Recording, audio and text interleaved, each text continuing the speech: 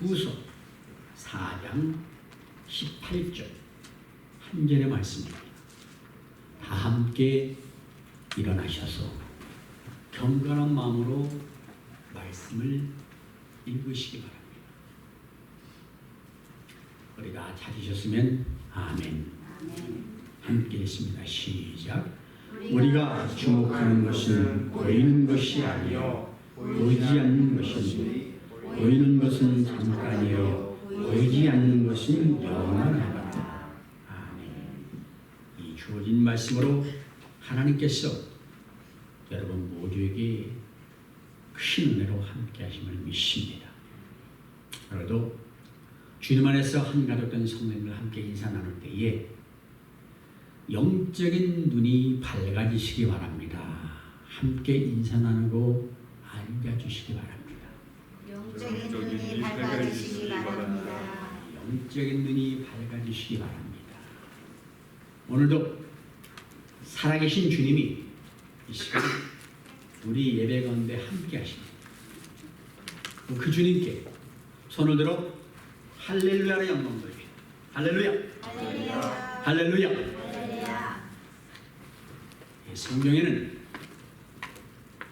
우리의 인생은 풀이나 안개나 아침 이슬이나 화살 등으로 비유한 곳이 있습니다. 이것은 잠깐이면 살아있는 존재로서 인생의 허무와 덧없음을 나타내는 표현들입니다. 이 세상은 우리가 영원히 거할 처소가 아닌 잠시 머물다가 가는 곳이라는 사실이 너무도 중요합니다. 그래서 우리는 이 세상이 아닌 영원한 본향에 가치를 두고 살아야 됩니다. 물론 우리가 이 땅을 사는 동안에 내가 머무는 곳을 사랑하고 그곳의 언어와 풍습을 배우고 익히는 것은 필요합니다. 우리가 감당해야 될 사명이 있기 때문에 그렇습니다. 세상에 우리는 잠시 머물다가 떠나가지만 영원히 남을 가치와 흔적을 남기는 인생이 되어야 합니다. 모든 족속으로 제자를 삼아 아버지와 아들과 성령의 이름으로 침례를 주고 우리 주님께서 우리에게 분부하신 모든 것들을 가르쳐 지키게 하는 영원 구원을 위해서 힘쓰는 것보다 귀한 일은 없습니다. 오늘 본문은 이렇게 말씀합니다. 우리가 주목하는 것은 보이는 것이 아니요 보이지 않는 것이 보이는 것은 잠깐이요 보이지 않는 것은 영원합니다. 여러분 하나밖에 없는 생명 두 번 다시 살 수 없는 인생이기에 사람의 일생은 참으로 귀중합니다. 사람들은 자신에게 주어진 삶의 시간 안에서 인생을 계획합니다. 몇 살 때까지는 이러이러한 일들을 하고 몇 살이 되어서는 이러한 삶을 살리라. 그런데 그 계획이 길어야 100년입니다. 그것이 자신에게 주어진 시간이라고 생각하기 때문에 그렇습니다. 여기서 흥미로운 것은 100년을 계획하는 인간들이 이 땅에서 삶이 끝이 아니라 내세가 있다는 생각을 가지고 있습니다. 확실하지 않지만은 죽음 이후의 세계를 믿는 것입니다. 죽음의 생애가 어떤 모습일까? 많은 사람들이 궁금해하지만 시원한 답을 찾기가 어렵습니다. 죽어봐야 알겠는데 죽은 사람은 말이 없습니다. 그럼에도 불구하고 죽은 자를 위한 제사를 드리고 종교에 의지하면서 그렇게들 살아가고 있습니다. 우리 기독교인은 예수 그리스도를 믿고 나서 영적인 눈을 뜨게 되면 자신의 삶이 이 땅으로 끝나는 것이 아님을 분명히 압니다. 단지 몇 년을 더 살고 덜 사는 것이 아니라 영원한 삶이 있다고 믿게 됩니다. 그러므로 우리 그리스도인들이 삶의 계획을 세울 때 100년까지 세운다는 것은 잘못된 것입니다. 물론 우리도 주님을 알기 전까지는 이 땅의 삶이 전부인 것처럼 생각하고 그것을 위해 살았습니다. 정말 인간의 삶이 이 땅에서 뿐이라면 그렇게 사는 것이 지혜로운 것입니다. 그러나 주님을 믿고 나니까 우리의 삶이 영원하다는 것을 알고 난 후에는 삶의 계획이 달라져야 됩니다. 여러분, 스스로에게 한번 물어보시기 바랍니다. 내 믿음이 실제 내 삶에 얼마나 영향을 주고 있는가? 각자는 답이 다를 것입니다. 사도 바울은 고린도전서 5장 7절에서 이렇게 말합니다. 이는 우리가 믿음으로 행하고 보는 것으로 행하지 아니하니로다. 만약에 보이는 것이 전부라면은 바울은 참으로 어리석은 사람입니다.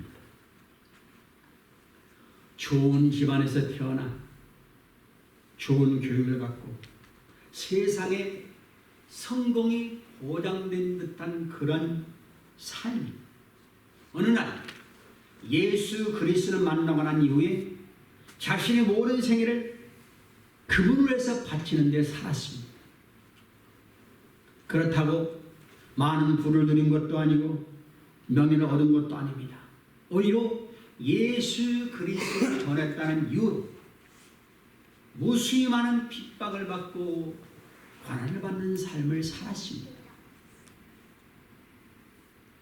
정말 보이는 것이 이 세상의 전부라면 바울의 삶은 비참하고 한편으로는 어리석은 삶이라는 평가를 받아야 마땅합니다. 그 자신도 이렇게 말했습니다. 만일 그리스도 안에서 우리가 바라는 것이 다만 이 세상의 삶뿐이면 모든 사람 가운데 우리가 더욱 불쌍한 자입니다. 그것을 너무나도 잘 아는 바울이 예수님께 바쳐진 삶을 살았다는 것은 믿음 때문이었습니다. 그는 보이는 것이 전부가 아님을 믿었기에 위의 것을 추구하는 삶을 살았습니다. 짧은 시간을 보내게 될 이 땅에서의 삶이 아니라 영혼을 보내게 될 하늘을 바라보고 살았습니다. 그런 그의 삶이 이전과 같을 수는 없습니다. 믿음이 그의 삶을 완전히 바꾼 것입니다. 반만 그런 것이 아닙니다.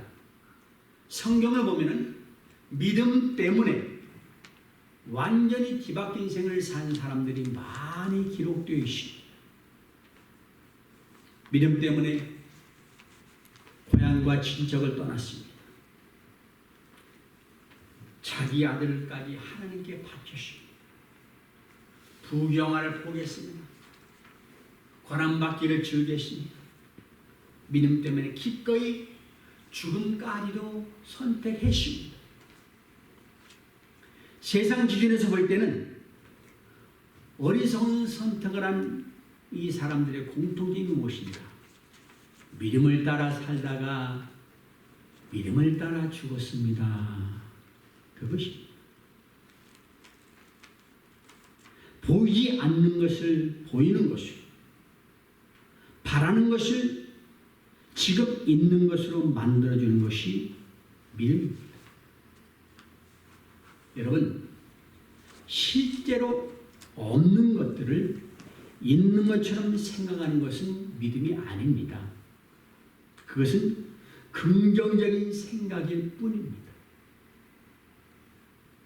믿음이란 실제하지만 지금 내 눈에는 실제하지 않는 것처럼 보이는 것을 실제하는 것으로 여기는 것입니다.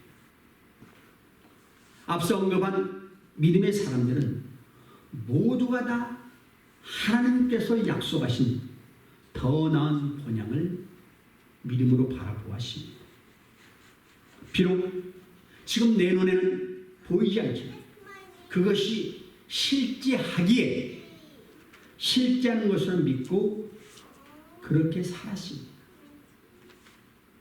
오늘 사랑하는 성도 여러분, 우리 모두는 다 오늘의 현실을 살아갑니다. 누군가는 눈으로 보이는 것을 현실이라고 말하고, 누군가는 믿음으로 보는 것을 현실이라고 말을 합니다.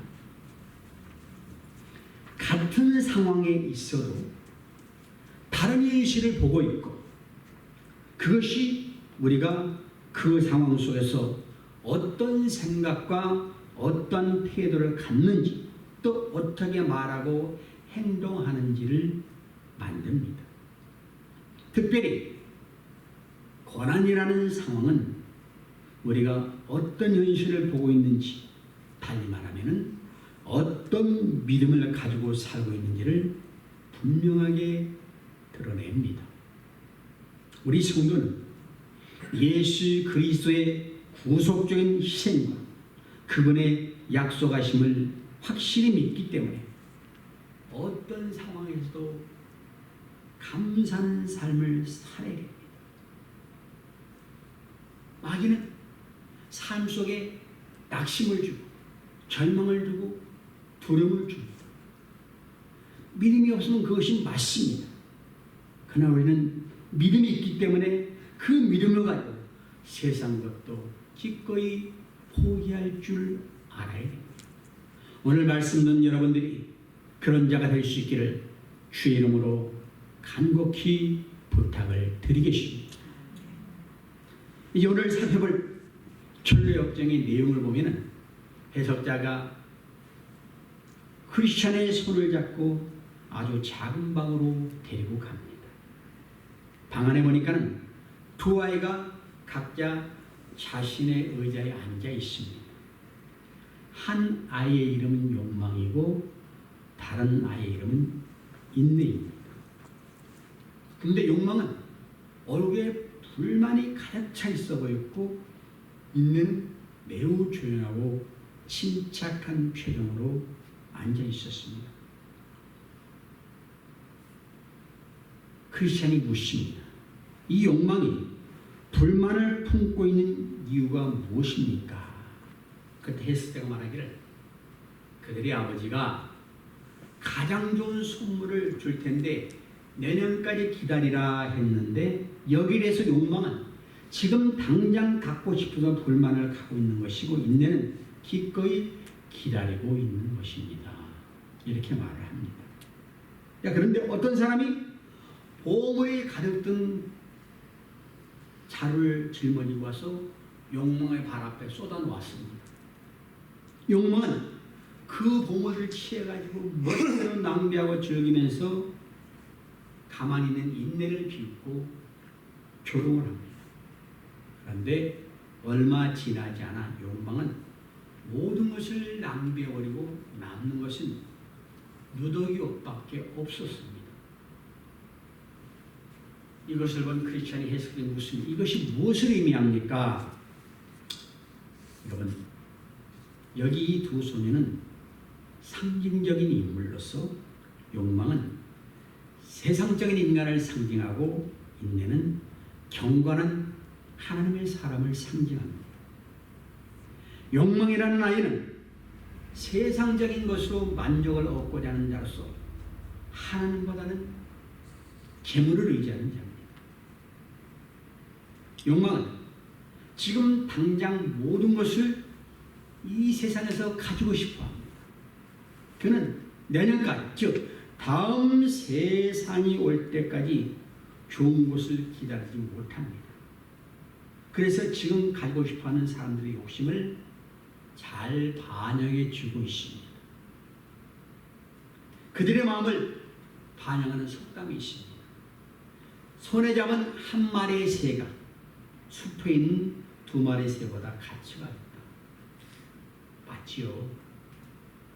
이런 자들에게 성경이 아무리 내세의 소망이 어떻다고 얘기를 해도 지금 당장 손에 쥐어지는 세상 것이 없다면 불평하고 원망을 합니다. 그들에게 있어서 다음 세상에 복나게 된 하나님의 약속과 말씀보다는 지금 세상에 주는 것들이 훨씬 더 큰 설득력과 권위가 있습니다. 근데 문제는 그들에게 아무리 좋은 것이 주어진다고 해도 결코 만족이 없습니다. 더 갖기 위해서 끊임없이 욕심을 부린다는 것입니다.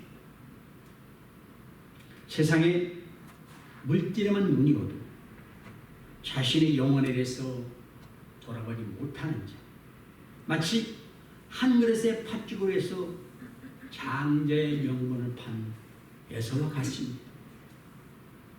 이러한 인간의 욕망의 근원은 자기를 사랑하는 데 있습니다.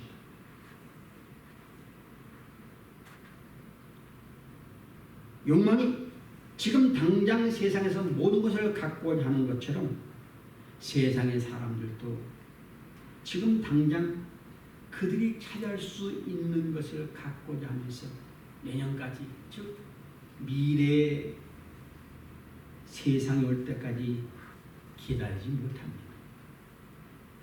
해석자가 말합니다.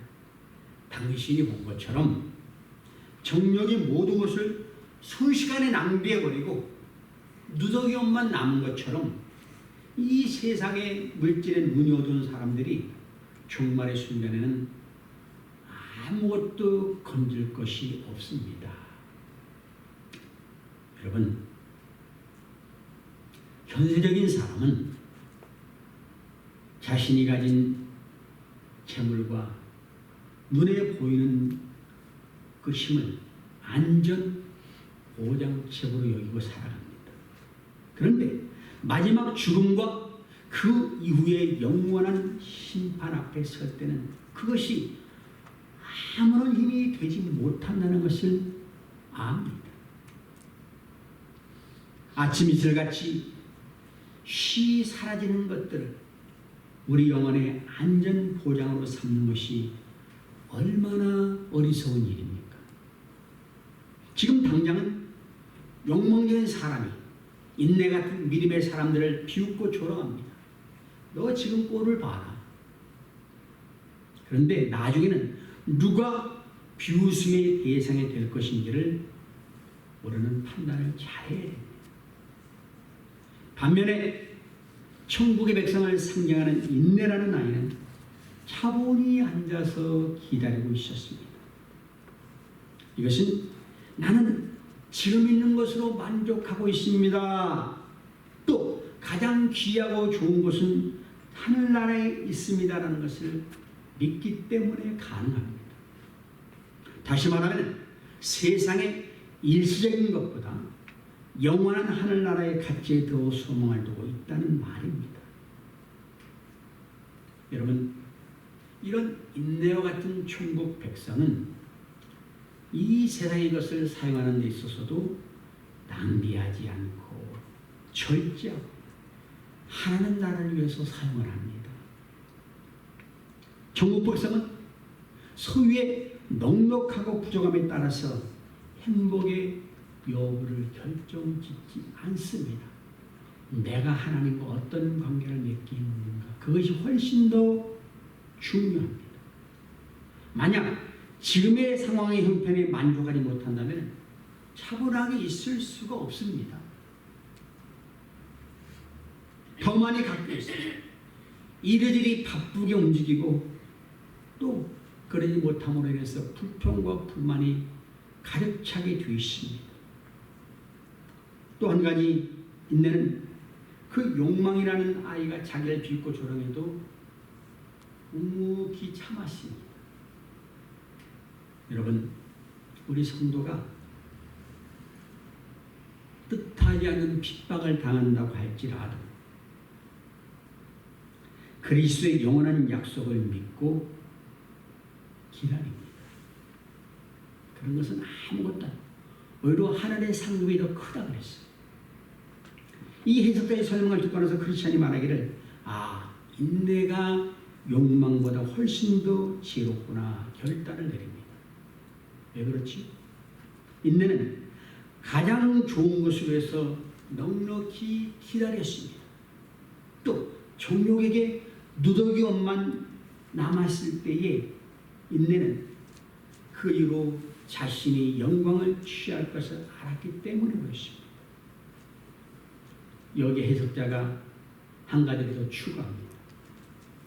다가올 세상의 영광은 영원 분명한 것이지만은 현세 허황된 영광들은 순식간에 사라지기 때문입니다. 그러므로 욕망이 세상에서 좋은 것을 먼저 가졌다고 해서 인내를 비웃어야 될 이유가 없습니다. 오히려 나중에 좋은 것을 차지하게 될 인내가 욕망을 비웃어야 마땅한 것입니다. 왜냐하면